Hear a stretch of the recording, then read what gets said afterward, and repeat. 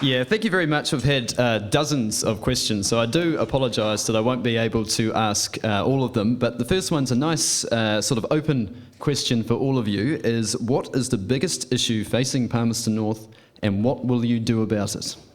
And we'll give that to Jack Phillips first, 1 minute, and you will have a 10-second warning on the bell. Please use the microphone at the front there. Okay, biggest issue for Palmerston North and for New Zealand in general, mental health. ACT will completely replace our current mental health and addiction services, getting rid of a DHB system and more into a individualised choice and competitive environment. I think that is the single biggest issue that everything else feeds into. COVID feeds into mental health, housing, poverty, everything feeds into mental health. I think as someone who struggles with depression myself, when you can't even function, it's really, really difficult and something needs to change.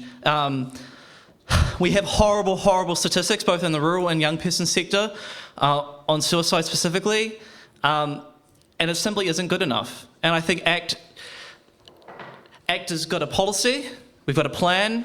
I don't think it is all the way, I don't think it's completely sufficient, but I think it's a good step forward. Thank you. Sharon, I'll be inviting people in set orders. Oh. No, that's all right. Tiana Tuiona. Oh, I was hoping for a remote mic. I twisted my ankle. Kia ora everyone. So I agree with some of what Jack was saying. The big issues are housing and I think incomes as well, because those are the two things which actually really catch people. We've got our Homes for All policy, and in that Homes for All policy, it's about making sure that everybody has a home that is warm and insulated and welcoming as well. And so what that is about is whether you own your own home or stepping into progressive ownership, because that's one of the things that we've been pushing as well, or whether you're renting as well, that the renting arrangements that we have allow you to put in deep roots into the community. Because one of the things that we know is that when people have stable homes, that actually impacts all their health and well-being as well. The other thing is, of course, incomes as well. So it's good to see that the incomes are being, with the rise of the minimum wage, and that's really important. We've got a plan called the Poverty Action Plan, where we want to actually raise the core benefit, and it's called a guaranteed minimum income. Cool. Anthony Willems. Kia ora everyone. Thank you, Fraser. I think that the big issue facing Palmerston North is actually cranking up the domestic economy again. I think that we need to open Palmy back up, remind everybody that where we are, and increase the level of our conventions, increase the level of the sports teams coming here, the amount of flow that we used to have into our hotel and hospitality industry. At the same time, the shovel-ready projects that are about to ready to roll, get those running, get people employed. Immediately when you're employed, you've got money in your pocket, it increases your opportunities, you can move into better housing, better areas of the economy, and also to support your family. So I think the big one is getting our domestic economy up and running. Thank you. You're winning points for me on the timekeeping, I have to say. We will have William Wood.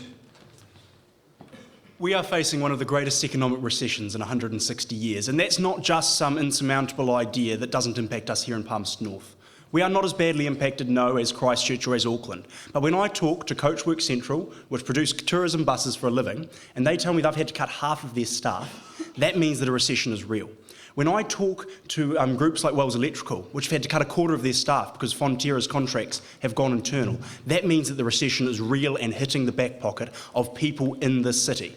A recession does not just look like job losses. It looks like the proud owner who has told me that he was able to keep on every single one of his employees but had to cut their hours by 8 hours a week.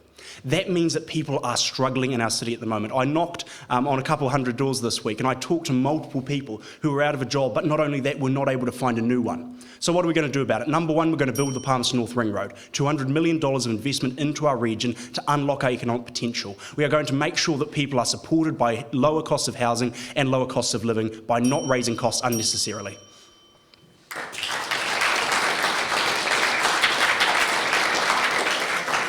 Tangi Utakere.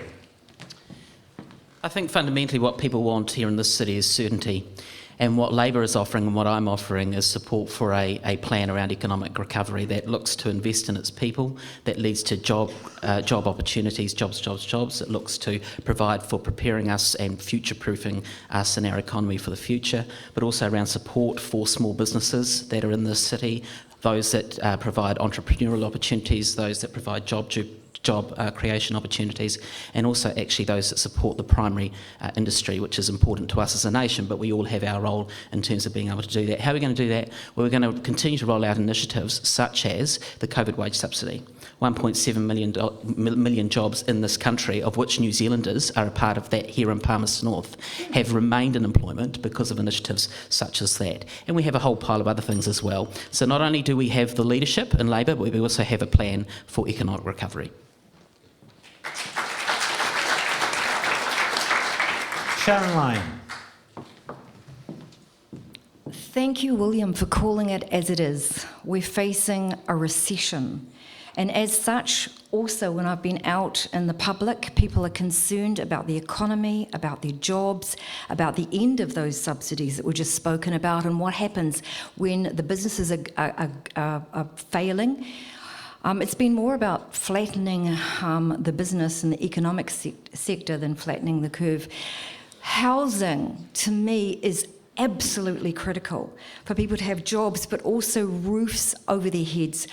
I've been wandering around and seeing more and more homeless people. More people are coming up to me needing housing, worried about where they're going to live, if they're going to be kicked out of their houses, their rental houses, if they don't have a job. To me, as a woman, as a mother, as a grandmother, I want to see the people supported before fancy projects requiring hundreds of millions of dollars, housing, basic supports.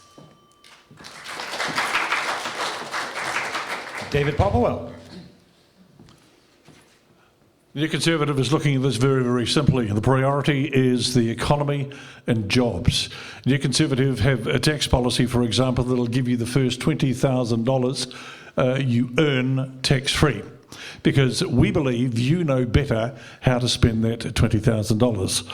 The second part, we have to support businesses here, certainly in the Manawatu and across the country. It doesn't matter whether you live in Invercargill or whether you live in Whangarei. It still means that you have to work, you have to have an income, you have to be able to put food on the table if you've got a family. If you're a young person, the most important thing you need is work and dreams and a future. We are going to be in the doo-doo for something like $160 million by the time election day rolls around. A lot of that is borrowed money. Most of it is borrowed money. It means we've got to pay it back. So the New Conservative have got a plan to do that. There will be $10 billion in tax credit. We'll be taking taxes off taxes. For example, fuel rates are a perfect example.